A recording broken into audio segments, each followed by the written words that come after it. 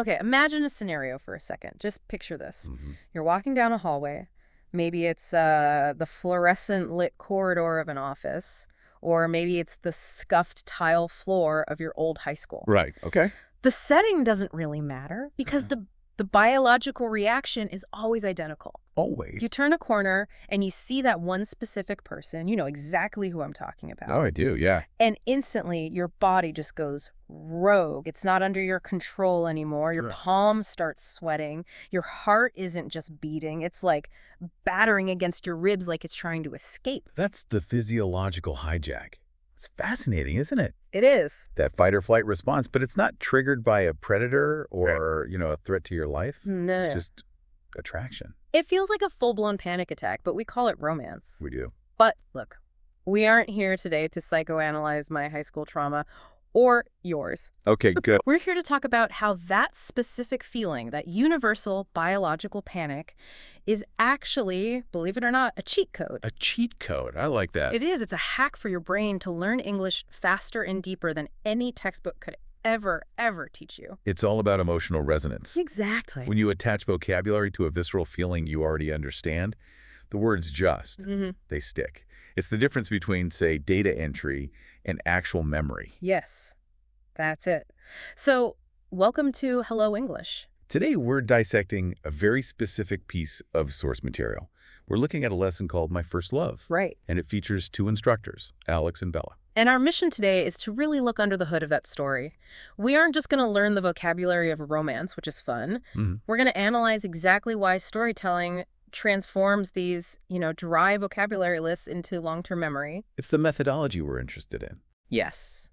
We're going to break down the narrative of school days and crushes and all those awkward confessions to extract key idioms, fix some surprisingly common grammar mistakes, and really, truly master the nuance of pronunciation. We are going to look at the linguistics of butterflies, the seemingly arbitrary nature of prepositions. Oh, prepositions. I know. And also the prosody, the actual rhythm of confession. Okay, so let's start with the methodology here because I think that's the most interesting part. I agree. The source material, My First Love, it's not a lecture. It is a story. Bella is telling us about a specific time in her past. So why does that matter? If I want to learn the word crush, why can't I just, read it on a flashcard? Flashcards are fast. Stories take time. You can use flashcards. And look, they work for short-term recall. I'm not knocking them entirely. Right, for cramming for a test. Exactly. But the human brain isn't really designed to retain isolated data points. We are narrative processors. We're story machines. We are. Think about it. For, thousands of years, knowledge was passed down through oral storytelling, not spreadsheets. So we are hardwired for the once upon a time format.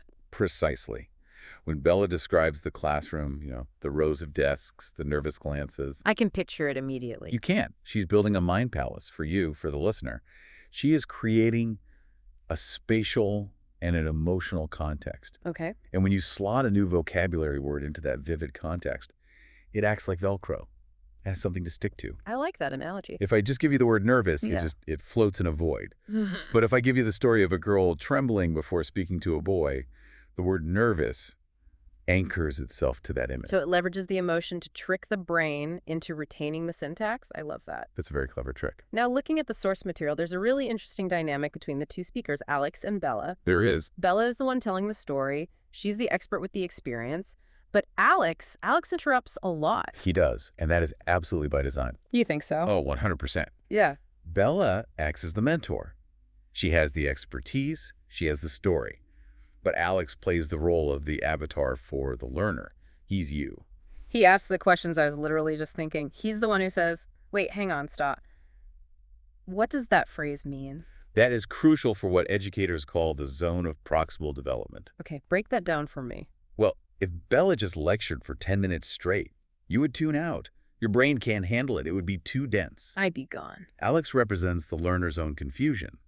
When he stops her, he gives the listener permission to be confused. Ah, so it makes it okay to not know something. Exactly. It lowers the barrier to entry and it signals that it's okay to pause and ask for clarification. It's a safe space. It makes the learning active rather than just passive listening. That's the key. So, okay, let's dive into the story itself. The setup is, it's classic. Totally. Bella takes us back to when she was in school. We have the classroom setting, the teacher at the front, and the specific boy in the class. It creates an immediate visual. Almost all of us have been in a classroom. Right. We understand the hierarchy, the boredom, and, the secret social lives happening while the teacher's just writing on the chalkboard. It's so universal, and it connects that emotion to memory. Bella explicitly points out in the source that meaningful situations make English more memorable. It's that emotional tag we talked about. It is, but let's get into the specific vocabulary, because the first idiom she drops is, it's a heavyweight. It is. It's a big one. She describes that feeling of nervousness. She doesn't just say, I was anxious. She says she felt butterflies in her stomach. Butterflies in my stomach. Mm. It is one of the most evocative idioms in the entire English language. It is evocative, but it's also kind of strange when you really think about it. I mean, the actual feeling is, it's a bit like nausea, isn't it? It's not pleasant. It is nausea. Biologically, it's a form of nausea. Right. It's the enteric nervous system reacting to adrenaline. Your body's diverting blood flow away from your stomach to your muscles, that whole fight-or-flight response. Getting ready to run away from the cute boy. Exactly. And that causes that fluttering, empty sensation. But in English, rather than describing it as mild biological distress, Which is so romantic. we chose to poetically describe it as butterflies. It sounds much prettier than mild biological distress, I'll give you that. But here's where the deep dive gets technical. Okay. There's a specific trap in this idiom that the source material flags, and it seems trivial, but it marks you instantly as a non-native speaker if you mess it up. The plurality. This is a non-negotiable grammatical rule that's disguised as a metaphor. Non-negotiable, I like that. You cannot say, I have a butterfly in my stomach. I have heard learners say that, though. I have a butterfly, and it sounds logical. Maybe it's a really big butterfly. But just think about the image that it creates. If you say singular, a butterfly, it sounds like you accidentally swallowed an insect. Oh, wow. Yeah. It stops being a metaphor for nervousness and it becomes a medical issue. Doctor, I ate a butterfly. Right. It implies a physical single object is inside you. Exactly. The metaphor relies entirely on the swarm. The swarm. It relies on the chaos. The sensation of hundreds of tiny wings fluttering against the stomach wall is what mimics that nervous sensation. So it's a numbers game. It's a numbers game. Grammatically, you are dealing with a plural noun phrase, butterflies. You have to have that is at the end. So if you're listening to this right now, I want you to visualize the swarm, not one cute little perfect insect, but a chaotic cloud of them. That is the feeling. And the source material encourages us to practice this physically, so let's try to simulate that right now. Mm-hmm. We aren't just listening, we're doing. Okay. I want you to actually verify physiologically that you are making the uz sound at the end. Okay, I'm going to act as the prompt. I want you, the listener, to say this out loud. Don't just think it. Move your mouth. Ready? I felt butterflies in my stomach. Go ahead, say it. I felt butterflies in my stomach. Did you hear the hiss at the end? Butterflies? If you didn't, do it again. Yeah. It's the difference between romance and indigestion. Laughs. That's a good way to put it. Okay, so to really lock this in, think of a time you actually felt this. Yes. The source material asks us to connect it to personal experience. Maybe it wasn't a romance. Maybe it was right before a huge job interview. Or before a big presentation, Yeah. or, walking into a party where you didn't know anyone. Yes, that's a great one. So connect that memory, that feeling in your stomach to the phrase. That is how you burn it into your brain. Okay, so we have the physical sensation, the butterflies. Now we need to talk about the cause of that sensation. The object of affection. The object of affection. In the story, Bella refers to the boy as her crush. Crush. This word has always fascinated me because in pretty much any other context, to crush is violent. It is. It means to destroy, to flatten, to pulverize, like crushing a soda can. It is violent. And that is actually the point. Really? I always just thought it was, some random slang. Why do we use a word for destruction to describe liking someone? Well, there's some linguistic debate on the exact origin, but the prevailing theory is that it comes from the idea of a crushing weight on your spirit or on your mind. The feeling is overwhelming. It flattens your rationality. It just takes over. So a crush is a person who exerts that heavy, sudden pressure on your emotions. That makes so much sense. It does feel heavy. It completely consumes you. It does. But let's look at the grammar, because Alex and Bella point out a preposition trap here that trips up almost everyone. Okay. You have a crush on someone. Prepositions, the bane of every single English learner's existence. I know. Why isn't it I have a crush with him or I have a crush for him? That sounds just as logical to me. Well, prepositions are often arbitrary, which is, I know, incredibly frustrating for learners. But in this case, there is a kind of logic to it. Okay, let's hear it. With implies reciprocity, we're doing something together. Ah, right. I'm with you. But a crush is often one-sided, or at least it's unconfirmed. Usually, yeah. So you use on, because conceptually, you are projecting your feelings onto the object of affection. It's directional. You are placing this weight of emotion on them, whether they know it or not. So it is, I have a crush on him or I have a crush on her. You are literally putting the feeling onto them. Exactly.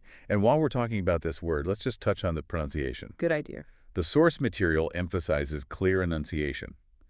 It's a short vowel sound.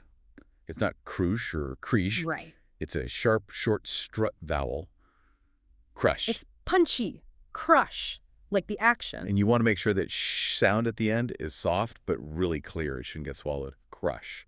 Okay, so we've got the butterflies, plural, and we have the crush on him. Now the story moves forward. Bella doesn't just sit there feeling nervous forever. Thank goodness. She decides to do something about it. This is the narrative arc. We move from internal feeling to external action. She decides to confess. Confess. Another word with really heavy baggage. Yeah. Usually we talk about confessing to crimes. I confess I stole the money. I confess I broke the window. It adds a little bit of drama, doesn't it? If you say, I need to confess something, it sounds incredibly serious. It implies vulnerability.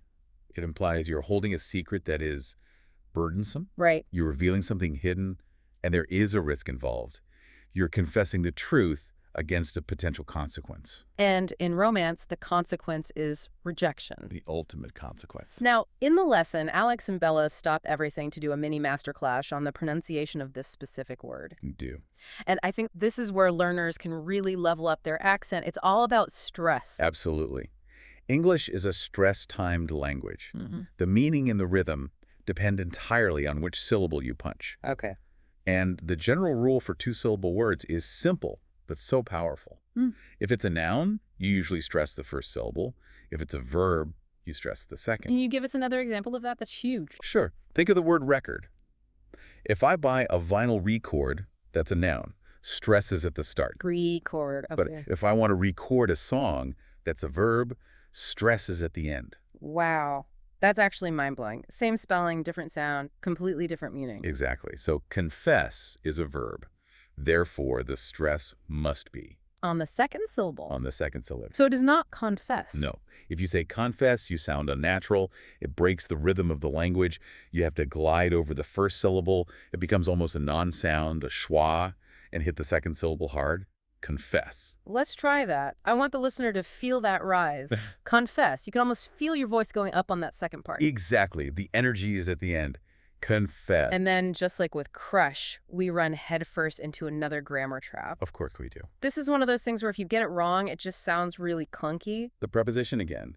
Bella points out that many learners say, I confessed him. I confessed him.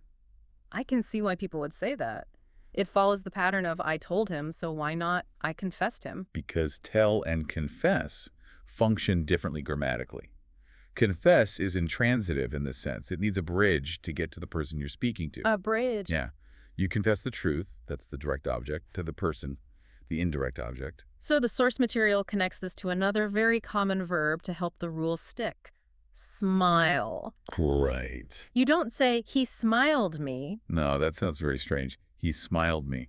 It sounds like he magically turned you into a smile. Right. You say, he smiled at me. These tiny little words to, at, on, they are the hinges of the sentence. And if the hinge is broken, the door just falls off. So you confessed him. You confess to him. Okay, so let's get back to the story. Bella walks up to the boy. She's ready to confess to him. She has the butterflies. The swarm. The swarm. She opens her mouth to pay him a compliment. She wants to say, I like your hair. And what comes out? She says, I love your hair. I love your hair, which is a lot. It's a lot. And the boy laughs, and she laughs. But let's unpack why this is a mistake and why it actually matters. Okay. It is all about intensity. This is where linguistics meets sociology. We have a semantic field of affection in English, a ladder of The intensity. latter. I like that. In some languages, the word for like and love is the same, or the distinction is, very blurry. But in English, the distinction is a canyon. It's huge. Ugh. Like is the standard verb for approval or affection. It's mild. It's safe. Love is a very, very strong word. It implies deep, powerful emotion. It implies commitment. So if you've just met someone, or if you're just, commenting on their haircut, love can come across as a little intense. A little too much, too soon. Yeah. Bellick explains that beginners often jump to love too fast because it's the word they know best. It's the famous word from the movies. Sure. But socially, there's a nuance. I like your shoes is a perfectly normal compliment. I love your shoes is just very enthusiastic. But when you apply it to a person or their features, I love you versus I like you, that changes the entire relationship dynamic instantly. So the advice here is, if you aren't sure, just start with like. It's the safer bet to avoid that awkward silence. However, and I think this is the most important part of Bella's story here, What's that? the mistake didn't ruin the moment. Right? They laughed. It totally broke the tension. Bella uses this anecdote to teach confidence. She, the teacher, made this exact mistake when she was learning. Oh, that's so important. It serves as a reminder that mistakes are not failures. They're not the end of the world. They're often just funny little moments that become part of your story. I think that is such a relief to hear for anyone learning a language. You don't have to be perfect to be understood. Not at all. You can say, I love your hair by accident, and the world will not end. In fact, it might even make the other person smile.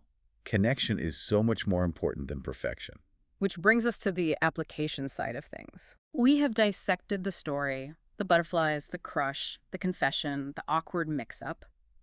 But how do we take this out of the classroom or out of this deep dive and into the real world? The source material is very clear on this. You need to move these techniques into your daily life. The goal isn't to just tell stories about school. It's to use these phrases in your current context. Okay, so give me an example. Let's say you're meeting someone at a coffee shop. You're waiting for them to arrive. You might feel that nervousness in your stomach. Yeah. So you can mentally check in with yourself and say, okay, I feel butterflies in my stomach. You're naming the feeling with the new phrase. I like that. Or maybe you want to tell a friend a secret. Something important. You can start the conversation by saying, hey, I need to confess something to you. It sets the stage. Exactly. And notice how short those sentences are. Yes, they're very punchy. I like you. I have a crush. That is strategic. Bella, the expert in the source, advocates for using short, simple sentences. Why is short better? I feel like sometimes learners want to make these long, complex sentences to show off. Oh, yeah. They want to prove they're advanced. That is a huge misconception. Yeah. Advanced English means clarity. Right. And in high-stakes emotional situations like a date or a confession or an argument, your cognitive load is high. Your brain is busy. Your brain is busy managing anxiety, reading body language, and trying not to sweat through your shirt. Yeah. If you try to build a complex sentence structure with 3 dependent clauses, you will crash and burn. You'll get tangled in your own grammar. Exactly. Short sentences reduce the cognitive load. They strike hard. I like you. Subject, verb, object. It is punchy. It is clear. It is confident. So saying something like, I have been observing you for some time and have developed quite fond feelings is... It is terrifying. It sounds like a robot or, frankly, a stalker. Okay, point taken. I like you is human. So let's do a little interactive review here. We are going to challenge you, the listener. Based on what we've talked about, can you construct a sentence to confess your feelings? Take a second. Think about the prepositions. Think about the verb choice. If you're thinking, I want to confess my feelings to him, you're on the right track. Or if you thought, I have a crush on her, you are doing great. And now ask yourself this. Have you ever had a crush? Think back. How did you feel? If the answer popping into your head involves butterflies, and specifically the plural form with that sen sound, then you have successfully integrated the lesson. Okay, fantastic. We're going to move into a dedicated practice session now. Let's do it. This is mimicking the Practice and Common Mistakes section from the Hello English source material. So this is where we act as the prompt and you provide the repetition. We're going to model the correct pacing and pronunciation. I'll say the phrase and then I'm going to leave a silence, a real silence. It might feel a little awkward, but I want you to fill that silence by repeating the phrase out loud. Don't just think it. No, speak it. Speaking engages the muscles in your mouth and reinforces the pronunciation pathways in your brain. It bridges the gap between passive listening and active speaking. Okay, you ready? Here's the first one. Focus on the preposition. I have a crush on him. Silence for 4 seconds. I have a crush on him. Did you get the word on in there? Did you punch the word crush? All right, next one. Focus on the plural, and that's O sound. I felt butterflies in my stomach. Silence for 4 seconds. I felt butterflies in my stomach. Make sure you heard that hiss at the end of butterflies. Last one. Focus on the stress pattern. Remember, glide over the first part, hit the second part. I want to confess my feelings. Silence for 4 seconds. I want to confess my feelings. Confess. Did you feel your jaw drop a little on that second syllable? You know, those pauses, they feel a little long when we're recording them, but they are so necessary for the listener. They are. The brain needs that split second to process the input, formulate the output, and then execute the motor skills to actually speak. Right. That pause is where the learning actually consolidates. It is the gym rep for your brain. The gym rep for your brain. I love that. So what does this all mean? We've gone from a simple story about a school crush to a pretty deep dive into idioms, grammar, and pronunciation. It just shows that you don't need complex, boring textbooks to learn deep concepts. You need narrative. You need connection. We learned that butterflies must be plural or else you're just eating insects. We learned that you confess to someone just like you smile at someone. Uh-huh. The preposition is the bridge. We learned that crush implies a strong, heavy attraction and that it uses the preposition on. And we learned the crucial social difference between like and love. And maybe more importantly, why mixing them up is actually kind of funny and totally okay. The methodology here is really the key takeaway for me. Use personal stories. Absolutely. Bella's story about her first love wasn't just entertaining, it was a vessel for the vocabulary. When you are learning, try to frame your new words in a story about your own life. Exactly. Don't just memorize the word confess. Write a short sentence about a time you confessed something, even something small. I confess I ate the last cookie. Perfect. Make it personal. Force your brain to index the new vocabulary against your own memories. That is how you reach real fluency. And finally, I really want to echo the advice given at the very end of the source material. Keep smiling. Don't worry so much about mistakes. Bella made a mistake in her own story. She was the teacher, and she made a mistake. She survived. You will too. Every small step counts. Every time you say butterflies instead of butterfly, that is a victory. Celebrate it. Try telling your own short story today. Seriously. Maybe record it on your phone. That's a great idea. Describe a time you felt nervous. Use the words we practiced. And then listen to it back. See if you can hear the stress patterns we talked about. Confess. That's the real practice. That is all for this deep dive into my first love. But hang on, don't close the app just yet. There's always more to learn. If you enjoyed this breakdown of how stories can teach you a language, you are absolutely going to want to check out the rest of the videos on the channel. The next one might explore another fun story that unlocks a whole new set of vocabulary. Maybe the vocabulary of conflict, or some common workplace idioms. Or maybe a different set of essential life phrases that you use every single day without even thinking about it. You really don't want to miss that. Knowledge is cumulative. Keep building it bit by bit. Thanks for listening to Hello English. We'll catch you in the next deep dive.